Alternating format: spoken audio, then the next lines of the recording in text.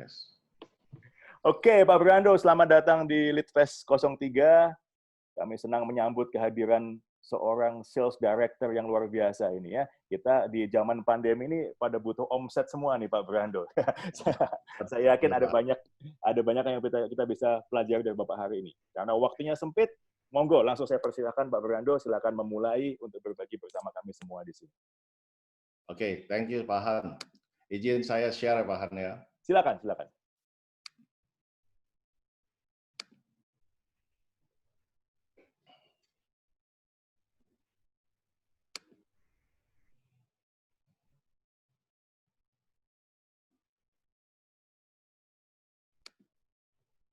Oke, sudah terlihat Pak Han dengan baik? Yes, sangat jelas Pak Brando. Oke. Silakan. Oke, selamat pagi teman-teman semua di sini ya, khususnya kepada Pak Hans ya, para konsultan dan teman-teman semua ya. Ini suatu kesempatan yang luar biasa. Hari ini saya bisa sharing ya untuk sama teman-teman. Nah ini kalau saya bisa memulai dengan memperkenalkan diri saya dulu siapa ya. Saya ini Brando Tengdom. Saya saat ini sebagai profesional di Transvision. Sudah bergabung dengan Citycorp ya kurang lebih 20 tahun ya. Kalau ngomongin masalah karir ya, saya start sebagai seorang account officer tahun 2000 di Bank Mega ya. Saya 13 tahun di Bank Mega. Every 1 year or 2 years saya selalu pasti dapat appreciation ya kan. Di mana saya dari seorang account officer bisa naik jadi koordinator, kemudian jadi seorang pimpinan cabang, kemudian naik jadi pimpinan cabang, masuk dan pimpinan regional, kemudian terakhir saya di divisi kartu kredit.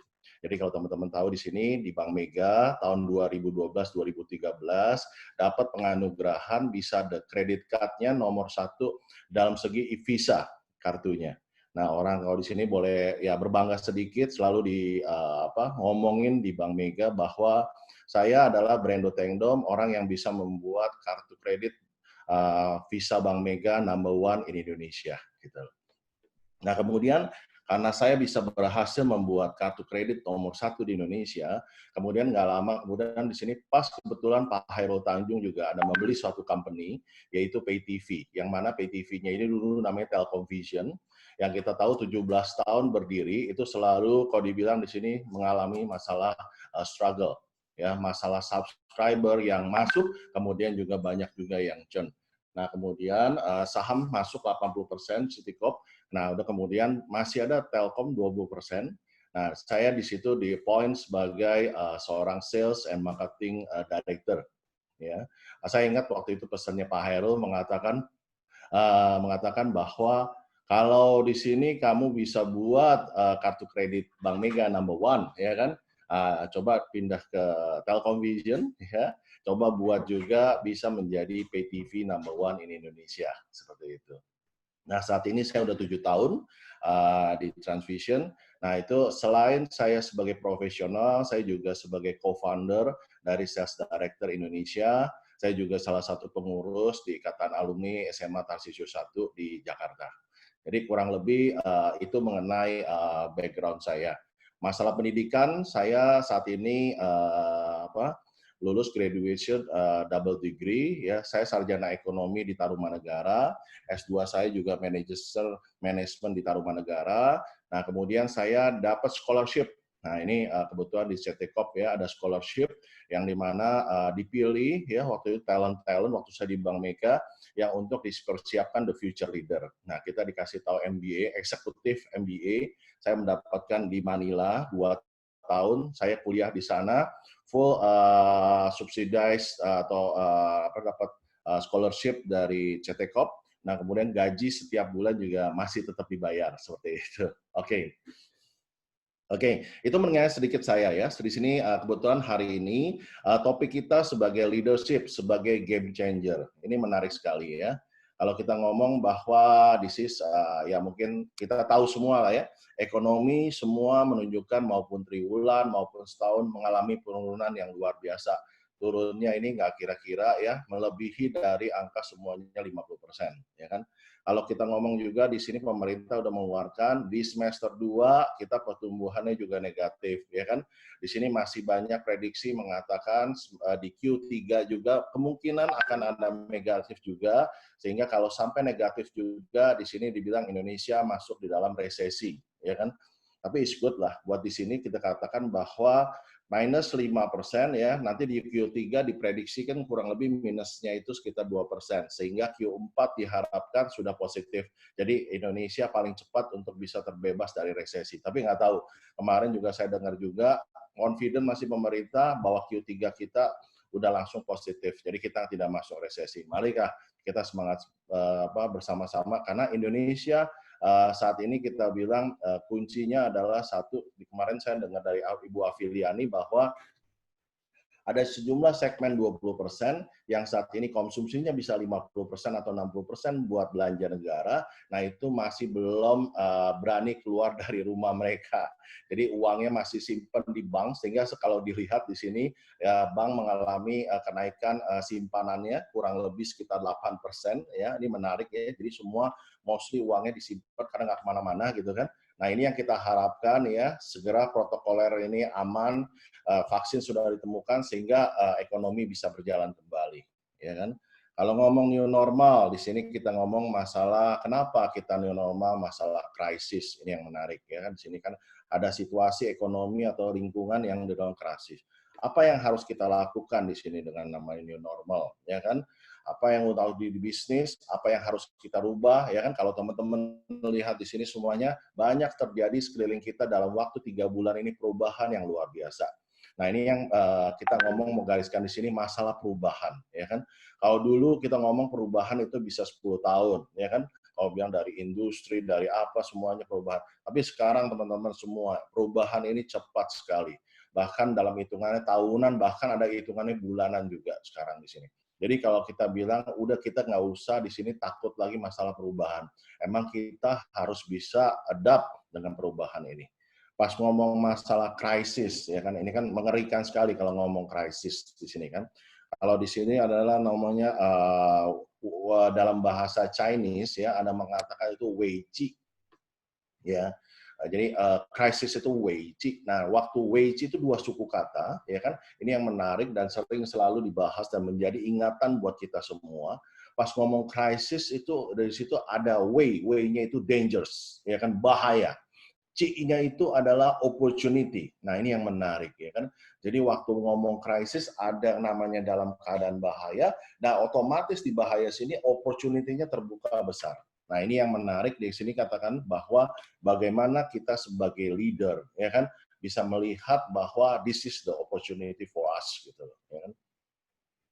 Nah, ngomongnya di sini masalah krisis ya sebagai leader. Apa yang harus kita lakukan? Kita hanya menunggu saja, ya kan? Wait and see. Biasa pimpinan kayak gini hanya berpikir, oke, kita amanin aja, udah santai aja, ya kan? Di sini kita tunggu keadaannya seperti apa, bisnis seperti berharap, ya berharap bahwa setelah pandemi ini semua akan normal kembali, ya kan? Tapi ada seorang leader yang di sini visioner, ya game changer, ya kan? Mereka siap, ya kan? Bahwa mengatakan bahwa this is a new normal, ya kan? Langsung disiapkan semua berpikir jangka panjang, apa yang harus dirubahkan semuanya dalam bisnis model, behavior semuanya, langsung mulai dengan reimagine, revision semuanya semua, adjust dan kemudian transform. Nggak ragu-ragu lagi, nggak usah bilang nanti salah nggak, apa, transform, ya kan? Nah ini jadi yang mana? Kita ada ditempatkan pilihan dua, yaitu leader yang hanya bisa wait and see, atau kita bisa langsung bergerak action untuk transform. Yang diharapkan dengan new normal ini kita mengatakan bahwa tidak akan balik 100% atau sebagian besar seperti keadaan seperti semula. Karena ini kondisinya udah melebihi 3 bulan, ya kan? Kalau saya belajar ya 3 minggu aja bisa merubah behavior seorang customer atau pelanggan, apalagi di sini 3 bulan. Jadi jangan berharap bahwa akan kembali seperti semula. Artinya apa? Kita harus berubah di sini. Nah, oke. Untuk masalah perubahan sebagai leader ya kan selalu saya menganut ini yang lama ya, masalah Sun Tzu. Kita tahu bahwa untuk memenangi persaingan ini harus kita kenal diri kita siapa dulu. Udah kemudian kita kenal juga siapa enemy kita. Karena apa? Konsepnya gampang, mudah sekali. Kalau kita kenal diri kita sendiri, kelebihan maupun kekurangan, kita kenal eksternal kita, customer kita, kompetitor kita, industri, government, policy, stakeholder, ya kan? Berarti apa? Di sini kita kalau tempur atau masuk di pasar 100 kali tempur, definitely 100 kali menang. Ini yang menarik. Udah kemudian bagaimana? Kalau saya kenal diri saya, tapi tidak kenal eksternal, ya kan? 100 kali tempur, 50 menang, 50 kalah. Atau kebaliknya, saya tidak mengenal keadaan kita semua di internal. Tim seperti apa, policy seperti apa, bisnis model seperti apa. Tapi tahu, benar, tetap 100 kali tempur, 50 kali menang, 50. Nah, yang bahayanya apa? Kalau tidak mengenal diri sendiri, ya kan, tidak mau mengetahui tim kita seperti apa, keadaan bisnis kita seperti apa, produk kita seperti apa, kompetitor pun kita tahu, pasti dijamin 100 kali tempur, 100 kali gagal, ya kan? Nah, dasar poin ini ya, kita harus lihat adalah internal kita. Tim kita seperti apa? Orang-orang kita seperti apa? Saat ini ya, kayak di Transvision sendiri, udah hampir 70% kita punya tim, yaitu milenial. Nah, ini kita harus lihat, milenial seperti apa mereka punya behavior. Dan kemudian treat tim as asset. Nah, ini kemarin saya ngomong sama Paham ya. Saya bilang mungkin di sini buat teman-teman tahu aja ya. Kita di bawah naungan Pak CT Corp ya. Saya udah 20 tahun. Kenapa sih saya mau stay tetap di CT Corp? Saya melihat karena masa depan saya, masa depan satu company ya kan itu bagus. Karena Pak PT itu visioner banget. Dia pengen apapun yang dilakukannya untuk Indonesia lebih baik. Semua yang dilakukan ditanamkan bangun secara fondasi. Karena yang kita bangun bisnis ini untuk masyarakat atau mungkin untuk karyawan kita sendiri. Itu yang selalu message yang saya lihat juga nggak semua owner atau business owner ya, gini kan chairman yang memiliki visioner yang seperti itu. Itu yang membuat saya kedamaian, kemantapan untuk tetap support CT Corp karena satu visi. Udah kemudian Pak CT melihat semua karyawannya dia itu adalah sebagai aset, ya kan? Bagaimana? Tadi saya katakan sedikit bahwa apa yang di sini yang seperti yang dianggap talent, ya kita lihat di sini productivity, selalu Pak CT katakan inovasi, creativity. Orang yang bisa seperti itu akan diapresiasi, ya kan? Sedangkan orang yang tidak, dia pasti akan kena eliminate dengan perkembangan productivity. Jadi tidak harus stay. Nah ini membuat orang semua harus berpikir harus produktif. Bagaimana cara untuk produktif? Pasti persiapannya adalah masalah training. Disiapkan skill-nya. Banyak perusahaan yang mau bilang, mau menuntut ini, nuntut apa kayak sekarang. Semua harus digital, kamu harus bisa online, ya kan? Hanya ngomongnya harus. Tapi nggak pernah dibangun. Kemarin saya dengar dari Pak James Gui mengatakan, mungkin udah biasa cara dia untuk telepon. Ya kan? Kemudian selama ini habis telepon, sales itu kan akan closing-nya harus ketemu 4 mata, physically. Tapi sekarang dia telepon, kemudian dia harus menjelaskan presentasi lewat telepon juga, kemudian juga harus closing di telepon. Kita pernah pikirin nggak bahwa sales atau tim kita tidak cukup equip untuk dia presentasi lewat Zoom atau lewat telepon, tidak cukup equip untuk closing untuk lewat telepon. Ini hal yang very simple. Kita training. Kayak saya dapat kuliah lagi, saya bilang, Pak CT, saya udah 2 tahun, udah mastering, Pak CT bilang secara mindset it's very different. Atau suruh ikut lagi. Jadi saya double degree, itu contoh. Udah belum yang dasarnya luar biasa, Pak CT menganggap kita ini sebagai shareholder juga. Jadi kita dianggap di sini, you do the best, ya kan? Yang ini yang luar biasa, Pak Han ada titip juga dikasih tahu ke teman-teman sharing mungkin ya. Di sini bahwa kalau saya mencapai target, ya kan, itu udah kewajiban saya. Tapi kalau saya profitnya bisa mencapai dari target, misalnya saya ditargetkan 100 miliar, bisa mencapai angkanya misalnya 120 miliar kita ngomong, ya kan? Berarti kan ada ekses 20 miliar. Nah, 20 miliar ini yang di-challenge sama Pak Hairul bahwa setengahnya 50% akan balik ke company, 50%-nya untuk kesejahteraan karyawan. Ini yang luar biasa ya, dari top management sampai ke level bawah, ini sama mendapatkan bahwa orang yang produktif akan mendapatkan ini. Jadi kayak saya sendiri merupakan contoh ya, yang pernah mendapatkan suatu banyak suksesor dari bonus yang dibagi ini, gitu loh, seperti itu. Udah kemudian eksternal ya, tahu kompetitor pasti tahu. Sekarang kompetitor jangan melihat yang sama ya. Kayak kita ya, misalnya contoh di sini kan kita tahu Trans TV, Trans 7 pasti kompetitornya siapa. Tapi yang kita lihat saat ini, kompetitor kita tuh YouTube, kompetitor kita Netflix, udah lihatnya secara global karena mereka is very easy untuk masuk di Indonesia gitu loh ya. Nah, di sini selalu kita lihat kompetitor itu war, kita harus hadapi mereka. Wrong. Sekarang kita ngomong eranya collaboration, ya kan? Jadi nanti kalau kita ngomong YouTube, Netflix, ya kan, saya bukan perang dengan mereka, tapi saya kolaborasi dengan mereka. Bagaimana? Netflix dan YouTube mereka ada di dalam transition. Sehingga customer, waktu dia mau nonton Netflix, mau nonton YouTube, mereka bisa menggunakan transition. Ya kan? Nah ini yang saya bilang is very different perspective. Udah customer, ya kan? Customer sekarang is very berubah ya kalau dibilang behavior-nya. Dulu mereka mau nunggu, sekarang mereka nggak mau nunggu. Mereka waktu dulu bersedia untuk pergi, sekarang mereka nggak bersedia. Jadi kapan sekarang dia mau? Dia pengen maunya apa? Ya kan? Seperti apa cara pembayarannya? Belinya maunya gua juga, kita harus siapkan. Jadi omni channel-nya harus ready, ya kan? Nah, pimpinan yang saya bilang ini, dengan keadaan seperti itu, kita harapkan di sini sesuai dengan tema yang saya sebagai game changer, harus fleksibel dan decisif. Dulu selalu saya bilang di sini kita lihat, leader itu katanya harus paling galak, harus paling tegas, harus paling benar, ya kan? It's wrong sekarang, ya kan? Kita harus leader itu harus fleksibel, ya kan?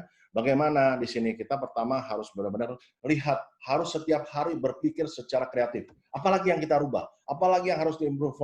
Nah, bagaimana kita untuk ini? Nah, PDCA ini dari Deming udah lama sekali, zaman ini zaman industri ya. Kita ngomong just in time di Jepang atau apa ini udah di waktu itu ada plan, do, check, and action. Teman-teman bisa semua cek di Google ya. Nah ini PDCA ini pasti kita terapkan teman-teman. Jadi waktu kita bilang, oke kita mau berubah ini, jangan lupa pas kita mau menjalankan ini, kita review, ya kan? Nah ini reviewnya juga ada yang lama-lama. Kadang-kadang reviewnya mingguan teman-teman. Kita lihat minggu kedua.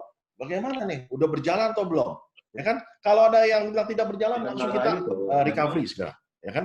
Cash flow perusahaan untuk kondisi sekarang itu kita hanya bisa bertahan. Yang ini ya Pak.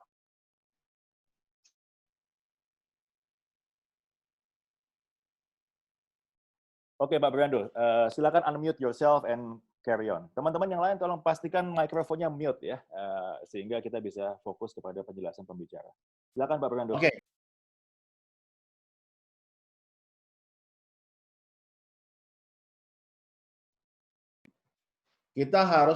Kita harus berani untuk selalu berubah. Nah, zamannya kan teman-teman tahu VUCA ya kan, volatile, uncertainty, ya, kompleks dan ambigu ya. Jadi kalau kita bilang sesuatu tunggu yang jelas, sesuatu yang certain nggak ada sekarang, teman-teman.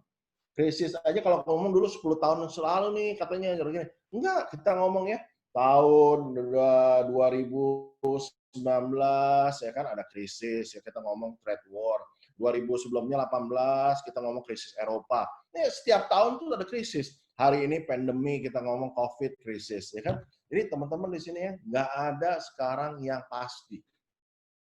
Saya di media pun ya seperti Disney, seperti Fox yang besar-besar ya kan, mereka ini lagi benar-benar mencari juga bentuknya seperti apa.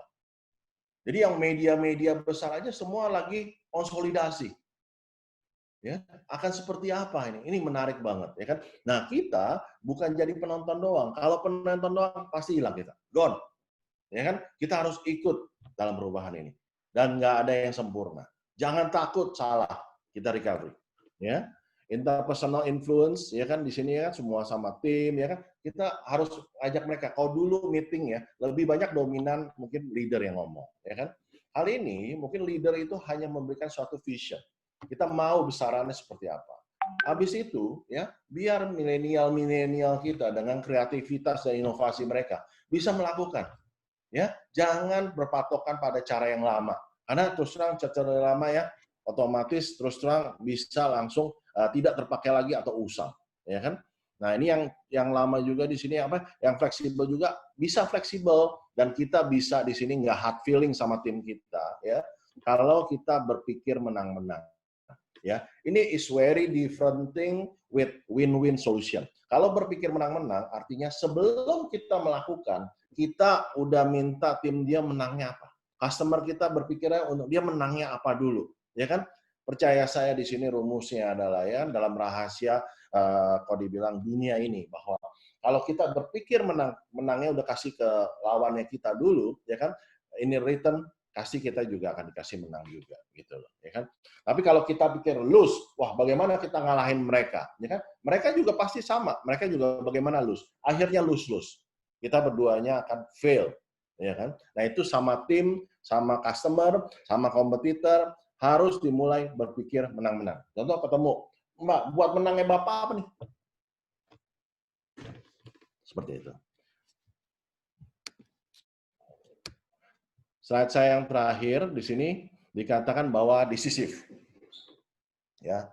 Tadi dengan flexibility itu kan lawannya di sini harus tegas. Harus cepat, ya. Jangan mencela gitu loh ya. Ya. Dan kemudian slow to change mind. Nah, jadi apa yang kita believe ya kan kita jalankan dulu, teman-teman. Meskipun nggak usah dalam waktu lama ya, 3 bulan, 6 bulan, kita lihat. Tapi yang kita believe, kita jalankan dulu. Jangan berubah-berubah. Oh, salah nggak ya? Bingung nggak ya? Gitu loh, ya kan? Nah, udah nggak usah stubborn. Ya, jangan arogan, ya kan? Jadi terbuka, biar mereka mau kasih inputan, ya kan? Nah, di sini otomatis dengan banyak inputan dari mereka, biar di sini itu dibuat itu bersama. Bukan single point of dari leadernya aja. Kini keputusan kita bersama. Jadi waktu keluar dari ruang meeting itu, ya kan, semua mengerjakan karena merasa belonging-nya. Nah, ini karena banyak nanti terjadi perubahan. Kalau kita hanya bilang, udah kita yang di sini, mungkin di ruang meeting disetujui, ya kan? Pas keluar meeting dia bilang, yang ono aja belum selesai, yang ini apa, ceritanya apa, akhirnya nggak jalan semua. Tapi di sini yang saya praktekkan bahwa, ya kan, di dalam Zoom meeting mau apa, ya kan, kita appreciate mereka. Kita bilang kita equal, ya kan? Kita bertanggung jawab untuk sini dan harus end to end-nya seperti itu. Harus kita kerjakan bareng. Ya. Terakhir, leadership is about the balance, ya kan teman-teman? Ada decisive maupun flexibility. Oke, kurang lebih dari saya itu saja, ya kan? Pak Han, mungkin saya bisa kembalikan lagi ke Pak Han nih. Oke, thank you Pak Brando. Wah, cepat, tegas, tanggap ya, dan kita belajar banyak. Oke, Pak Brando terima kasih banyak atas presentasinya. Sebentar lagi kita akan masuk sesi tanya jawab Pak Brando ya. Saya yakin akan banyak pertanyaan di sini. Saya akan mulai periksa chatboard kita di sini. Ada apresiasi Pak dari Pak Faris yang dulu adalah Mitra Telkom Vision di Jawa Timur. Kemudian ada pertanyaan dari Pak Dani. Pak Brando, apa yang masih dapat dilakukan untuk tim yang belum maksimal action-nya, walaupun sudah diajak duduk bareng, diskusi tentang value dan vision? Apa tipsnya lagi, Pak Brando? Oke, kalau kita ngomong tim yang belum maksimal ya, kita lihat di sini ya. Kita katakan bahwa kita pertama lihatnya dulu, ya kan pertama tadi ya, kita anggap dia aset, berarti kita harus rangkul dia, kita ajak bicara dulu, ya kan? Kita ngomong pertama biasa di sini ya, banyak mereka itu pertama kita cek tidak clear apa yang harus mereka capai goal-nya. Karena kita men-set up goal kita mungkin secara besar, luasan, tapi waktu ke tim itu kan harus di-breakdown ke dalam hal yang lebih kecil. Misalnya saya ingin jadi juara 1 di Indonesia. Ya buat mereka juara 1 itu bingung, apa sih maksudnya, ya kan? Nah ini yang pertama mesti dicek dulu, ya kan di-define vision number 1 in Indonesia. Kalau buat seorang sales aja apa? Oke, artinya mereka harus mendapatkan 30 pelanggan dalam 1 bulan. Artinya apa? Dalam sehari mereka harus dapatkan 1. Nah itu harus di-breakdown, biasa clear. Nah udah itu dicek. Ya, untuk bisa mendapatkan goals-nya mereka itu, ya kan kalau apa sih yang harus mereka punya? Training atau apa, itu mesti dicek. Udah kemudian disosialisasi juga. Kalau dia capai, apresiasinya apa? Biasa di sini nggak dikasih tahu apresiasinya apa, ya kan? Ya kayak tadi Pak CT bilang, Brando, lu kalau berhasil, nih sisanya bagi 2 sama lu, gitu loh, sama tim, gitu kan? Itu clear buat kita, ya kan? Nah ada tertulisnya juga, ya kan? Nah, karena banyak kan kita isunya, Pak, insentif kita nggak dibayar, Pak, nggak jelas, Pak, kapan mau dibayar. Nah, kalau saya bilang, kalau insentif mingguan, ya kan, saya bilang, ya mingguan harus keluar. Karena itu trust, ya kan? Nah, selain rewarding, ada juga punishment, ya kan? Ya. Kita kasih tahu juga, kalau dia nggak capai, punishment-nya apa? Ya kan? Kita ada banyak hal-hal, misalnya tidak terima insentif, udah kemudian sampai dia di demosi, ya kan? Atau di coaching, ya kan? Sampai akhirnya harus di elimination. Nah, itu hal-hal yang harus kita cek semuanya. Kurang lebih seperti itu, Pak. Oke, good. Thank you, Pak Brando. Sebelum masuk pertanyaan yang lain, saya pengen tanya, Pak, tadi bikin Mega Visa jadi nomor 1 di Indonesia itu tips dan triknya apa, Pak? Kalau kan nggak gampang tuh dengan persaingan yang banyak tuh. What did you do sehingga Anda bisa menjadikannya nomor 1? Oke, ceritanya ini menarik ya. Jadi kalau pas ngomong waktu itu Pak CT kan bilang, ya kan waktu jualannya kita, saya waktu itu jualan 10.000 aja, saya masih ingat sebelum saya, itu setahun aja susah. Tapi waktu di zaman saya bisa jualan itu 50.000 kartu sebulan. 50.000 kartu sebulan. Sebulan. Yang mau apply kartu kredit di Bank Mega itu ada 180.000 sebulan. Ya kan? Nah, bagaimana tadi Pak Han mengatakan? Pertama adalah masalah vision. Dari Pak CT udah menganggap bilang, kita harus number 1 credit card. Karena credit card itu pemakaiannya akan besar dan bisa menghasilkan profitable yang bagus saat itu buat Bank Mega. Oke, dengan belief kayak gitu kita bangun. Ya kan? Semua waktu dulu kejadiannya masalah people, ya kan? Bahwa normally biasa people itu, ya kan? Mereka itu kita outsource, kartu kredit itu outsource. Nah, ini kali ini saya bilang, Pak, saya mau semua tim salesnya kita bangun secara internal. Karyawan Bank Mega, dia harus memiliki suatu kebanggaan bahwa dia karyawan Bank Mega, bukan outsource. Jadi saya punya waktu itu kurang lebih sekitar 2.000 sales, ya kan? Itu semua adalah pegawai dari Bank Mega. Nah, itu produktivitas kalau di bank-bank asing mau 12 kartu sebulan itu udah top performance. Di saya Pak Hans ya, saya bisa dapetin top performance saya 24 Pak rata-rata Pak produktivitas saya. Jadi 2 kali lipat, otomatis cost-nya pun akan efisien. Nah, udah kemudian kita ngomong masalah persiapan, masalah jenis kartu atau apa, produk pasti kita siapkan. Nah, yang dahsyatnya, ya kan, Pak CT is very sportive. Saya bilang, Pak CT, apa sih yang membuat orang itu pakai kartu kredit Bank Mega? Itu harus secara benefit harus pasti.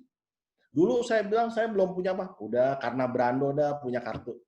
Pak CT beliin saya Coffee Bean, beliin saya Wendy's, beliin saya Antafaya, ya kan, beliin Transmart, ya kan. Kemudian bahwa orang yang punya kartu kredit Bank Mega otomatis dapat benefitnya di Coffee Bean, Transmart ini selamanya. Nah, ini yang nggak dipunya Pak Han, ya kan. Jadi itu rahasianya Pak Han, kurang lebih Pak Han, ya kan. Fantastic, thank you Pak Fredo. Saya juga penasaran kenapa bisa nomor 1 dan saya baru terima kartu kredit baru dari Bank Mega kemarin, by the way. Oke Pak, selanjutnya ya ada pertanyaan dari Pak Niko Cia Febriando. Hai Pak Niko, apa kabar? Lama nggak ketemu. Pak Brando, kalau sebuah tim terdiri dari 2 generasi yang berbeda, gimana cara komunikasi yang terbaik dalam meeting? Karena sering terjadi miscommunication, sehingga waktu meetingnya lama, atau salah satu nggak ngerti akan hasil meeting yang dicapai tersebut. Lintas generasi, bagaimana Pak? Oke, ini menarik ya teman-teman ya di sini ya. Saya juga sering mengalami hal yang seperti itu, ya kan? Masalah komunikasi dan beda persepsi, ya kan? Nah, ini yang masalah ini ya kalau dibilang saat ini ya emang kejadiannya seperti itu. Jadi kalau dibilang jangan menganggap bahwa ini mesti tidak terjadi. Nah, di mindsetnya saya bahwa itu udah already ya harus kita hidup dengan ini. Seperti itu. Nah, artinya apa? Ya, apa yang harus saya lakukan? Pertama, masalah komunikasi ya harus kita bangun secara bersama. Ya, yang pertama saya biasa kumpulkan secara leadernya dulu, senior leader, ya. Kemudian kita bahas untuk mendapatkan visi yang sama, satu persepsi yang sama, ya kan? Nah, udah kemudian ya dengan persepsi yang bahasa yang sama, ya kan? Nah, udah baru biasa normally kalau yang vision yang besar saya kumpulin. Kalau sales saya kumpulin secara nasional, ya kan? Biar saya yang ngomong. Tapi tim-tim jenderal-jenderalnya nih udah satu persepsi sama saya, ya kan? Jadi waktu saya kasih gambaran besarnya, ya kan? Kadang-kadang di sini kan si jenderal ini kan juga tidak bisa menyampaikan sebesar ini. Kayak saya pun kalau Pak CT ngomong sama saya pun pasti beda gitu loh kan, besarannya gitu loh ya, powernya juga beda gitu loh ya kan.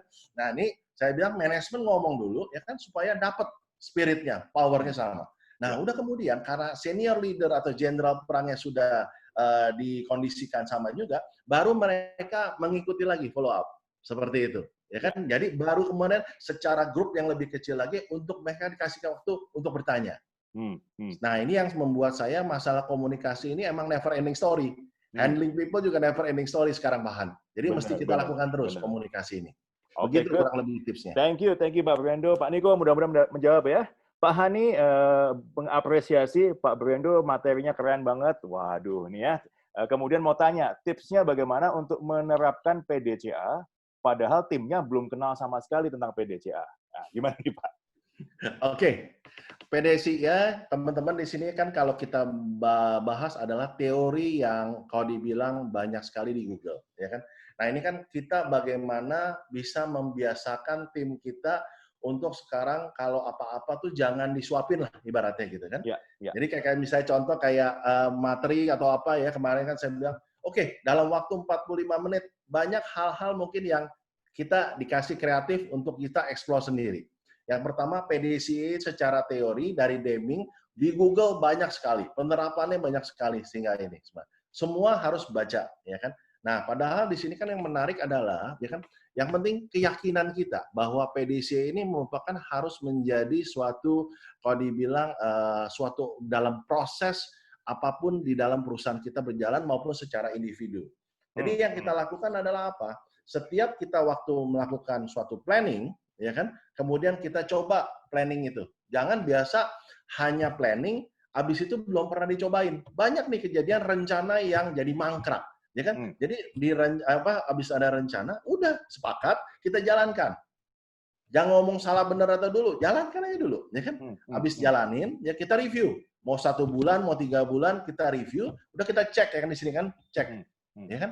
Kita lihat, oh ini kurang sini nih, kita sedikit fine tuning, ya kan? Kemudian habis di fine tuning, langsung actionnya, gitu loh, ya kan? Nah, pertama penerapan ini itu painful banget dan nggak nyaman, ya kan? Tapi percaya saya, ya kan? Kalau kita secara manajemen, secara middle management, ya semua melakukan the same thing, ya kan? Udah in blood, jadi nggak usah ngomong, kita PDCA kok, langsung setiap meeting atau apa di dalamnya kita cek dulu nih. Habis ini oke, ini kita langsung action. Nah itu udah in blood. Ya. Jadi ada suatu kebiasaan proses yang harus kita biasakan di sini untuk jadi sama tim kita untuk kita jalankan ini. Seperti itu. Ya, oke, good, thank you. Thank you Pak Brendo. Jadi kata kuncinya ya, jangan biasakan untuk memanjakan tim kita, minta mereka belajar, zamannya udah belajar, gitu ya. Termasuk Litfest kali ini Pak Brendo, ini saya wajibkan kepada klien-klien kami untuk ditonton oleh pemimpin bersama timnya. Jadi banyak yang nonton pakai layar tancap nih Pak Brendo. Di-shoot ke LCD begitu sehingga bisa belajar sama-sama. Karena memang kita mesti belajar sama-sama, begitu ya. Oke, Pak Brendo, pertanyaan berikutnya dari Pak Sarif. Hai Pak Sarif, how are you? Lama nggak ketemu juga. Adapt to change itu harus dimiliki oleh semua orang. Tapi bagaimana cara melakukan dan membiasakan kebiasaan untuk beradaptasi terhadap perubahan ini? Ya, by the way materinya keren abis katanya, gitu ya. Silakan Pak Brendo. Oke, kalau pertanyaannya kalau nggak salah Pak Hans di sini bagaimana membiasakan untuk beradaptasi terhadap perubahan. Bisa membiasakan beradaptasi terhadap perubahan ya. Oke. Ya. Ini yang menarik ya, kalau dari judulnya paham adalah kita sebagai game changer. Ini yang menarik, ya kan? Banyak kita mengharapkan tim kita untuk berubah, ya kan? Ya, tapi kitanya sendiri tidak berubah. Atau kitanya tidak sendiri sebagai leader tidak memberikan contoh atau role model untuk kita berubah. Nah, ini penting buat saat ini zamannya adalah sebelum kita minta orang, kita sendiri harus melakukan. Ya kan? Kalau kita ngomong sehat, Pak CT dalam melaksanakan manajemen satu instruksi ke saya semua ngumpulin, Brendo, yang pertama sehat. Make sure tim kamu semua sehat. Yang kedua, Brendo, ya kan, harus semangat. Ya. Yang ketiga, harus survive. Pesan beliau bertiga aja gitu kan. Nah, itu kita jalankan. Ya. Jadi sehat, semangat dan survive begitu Pak Brendo ya. Kita pakai masker. Benar-benar contoh pakai masker. Saya meeting, Pak, itu semua di ruangan saya, Pak. Saya program. Jadi harus juga lakukan seperti itu. Ya. Jadi benar-benar sebagai leader ini sebagai role model. Nah, menurut saya kalau kita sudah mencontohkan, ya, otomatis tim akan otomatis berubah semua. Seperti itu, Pak Hans.